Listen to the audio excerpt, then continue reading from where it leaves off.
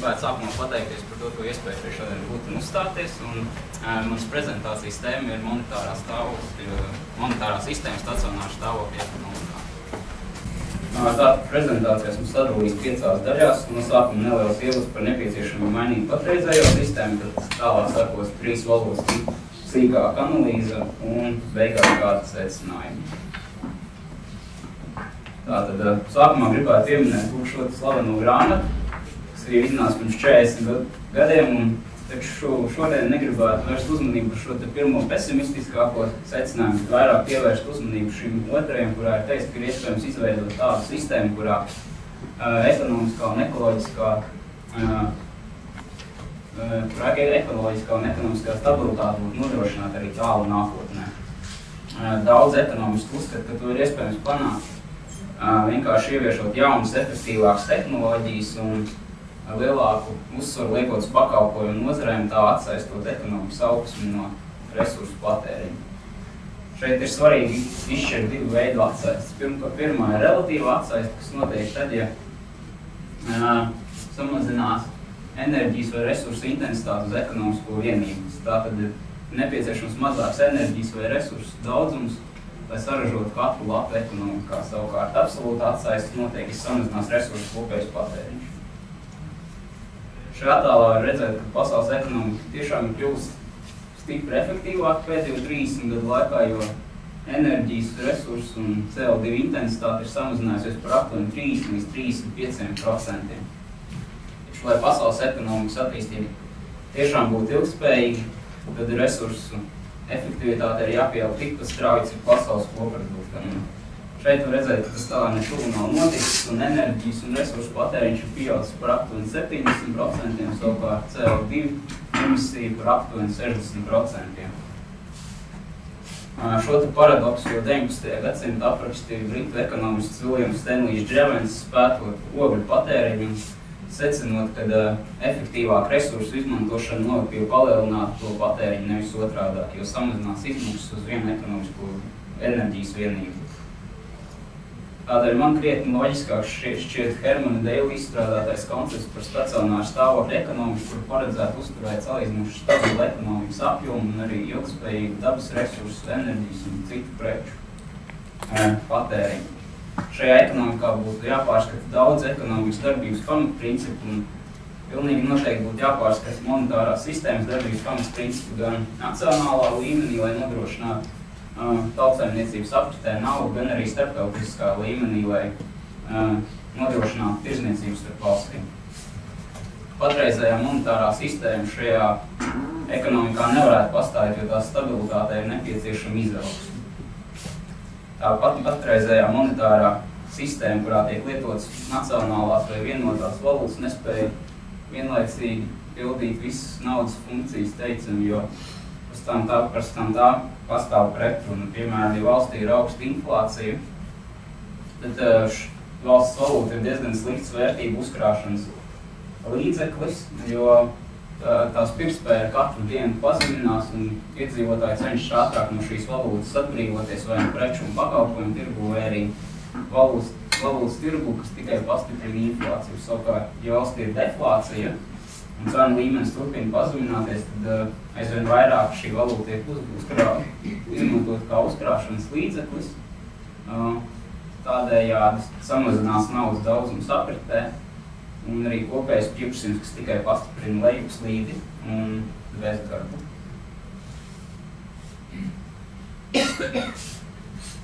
Pastāv šādām pretrunām viena valūta nespēja atrisināt, nespēja visu vienlīdz labi pildīt visas tai paredzētās funkcijas. Tādēļ, manuprāt, būtu nepieciešama daudzlīmeņa monetārā sistēma, kur katrai valūtai būtu sava funkcija, kas labāk spētu apmierināt iedzīvotāju vajadzības vietējā, nacionālā vai globālā līmenī. Vietējā valūta, tā ir valūta, kas tiek lietot tikai salīdzinoši šaurā teritorijā, piemēram, kādā pašvaldībā vai rajonā. Šīs valūtas jau kļūst ļoti populāras lielās depresijas laikā, kad strauji sašaurinājās nacionālās valūtas piedāvājums un pieauga bezdarbs. Tādēļ pašvaldības visapkārt pasaulē laid apritē vietējās valūtas, un turklāt daudzām no tām bija noteikti negatīvu procentu likmi, lai nodrošinātu krietni straujāku naudas apriti nekā nacionālā valūta, tā stimulējot ekonomisko aktivitāti šajā pašvaldībā un arī mazinot bezdarba līmeni.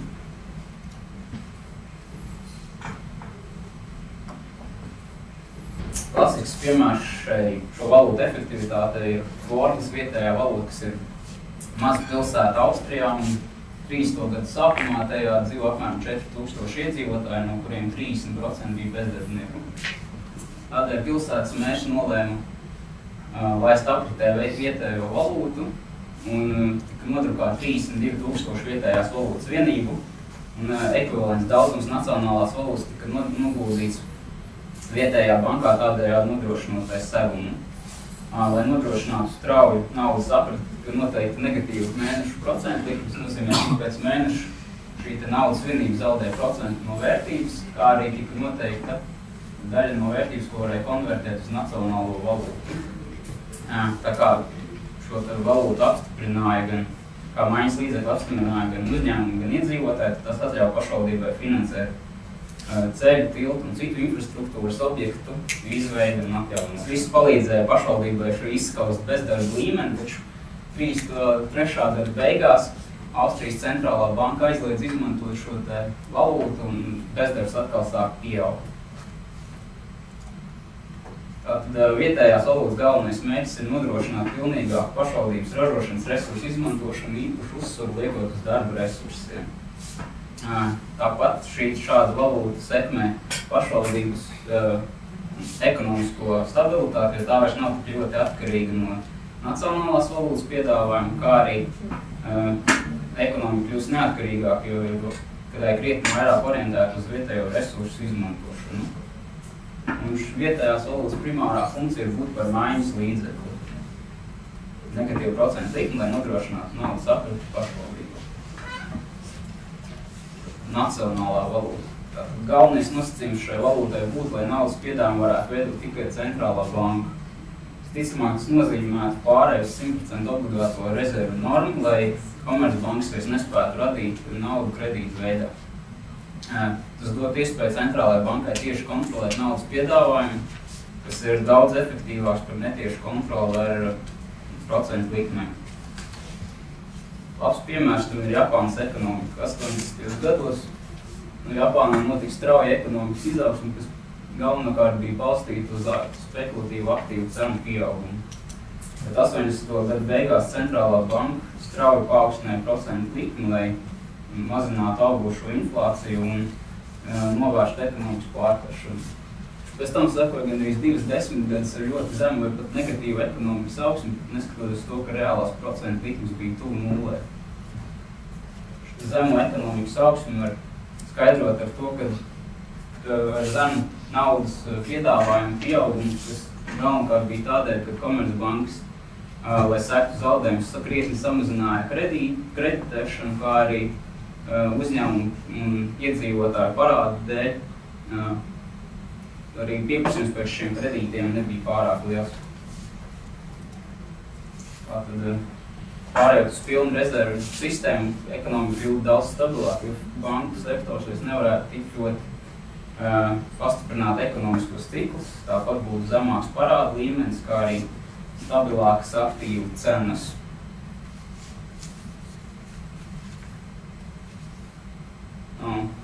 Tas ir tādēļ, ka pašlaik banku sektors var kontrolēt kredītu un investīciju sadalu nozarēm. Banku sektors vairāk kreditē tieši nekustamo īpašumu sektoru nekā kādu reālās ekonomikas sektoru uzņēmumu, jo tas ir krietni mazāk riskanti. Un tā kā vairāk līdzekļu plūst tieši uz šo nozari, tad rodas mākslīgs pieprasījums pēc šiem aktīviem un tiek paaugstināts to cenas. Un nacionālās valūtas galvenā funkcija ir būt par maiņas līdzekli, kā arī par uzkrāšanas līdzekli.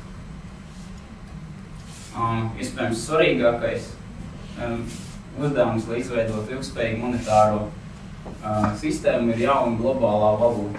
Par šo nepieciešamību reformēt starptautisko monetāro sistēmu runā pat Pasaules bankas prezidents Zeliks, gan arī Francijas prezidents Sarkozy.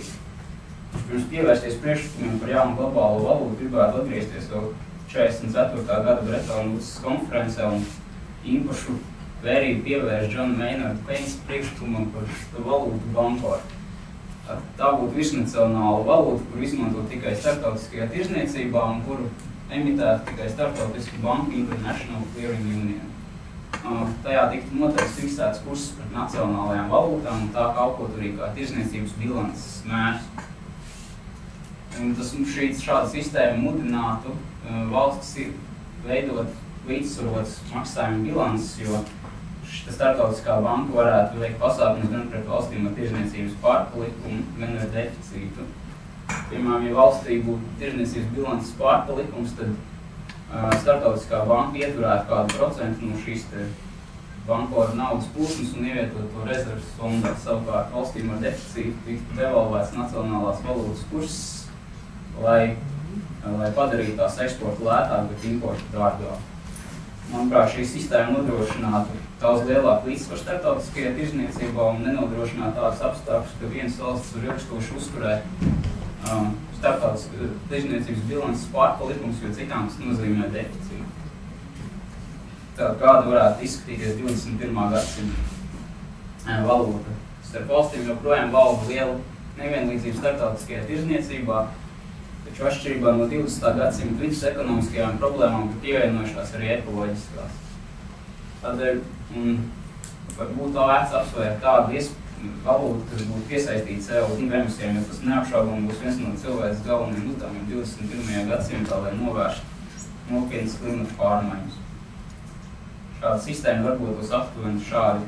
Tiktu noteikti kvota CO2 emisiju apjoma, kura tālāk tiks sadalīts ar visām valstīm, balstoties uz iedzīvotāju skaitu tajā.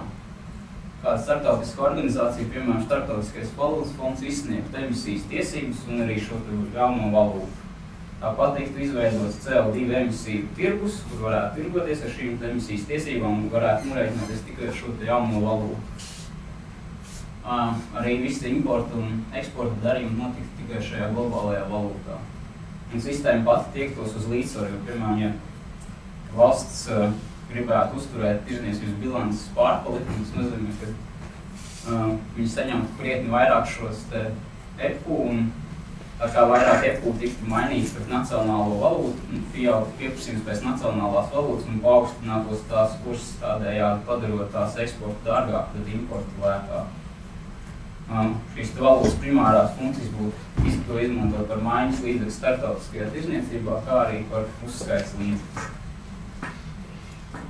Manuprāt, šāda daudzlīmeņa monetārā sistēma palīdzētu risināt 21. gadsimta nozīmīgākās problēmas - sociālo un reģionālo nevienlīdzību, bezdarbu, nabadzību, kā arī klimata pārmaiņas un neatjaunojamo dabas resursu izsīkumu. Ir skaidrs, ka monetārajā sistēmā notiks kādas pārmaiņas un tikai plaša diskusija labi informētā sabiedrībā nodrošinās to, ka šīs izmaiņas būs pareizas.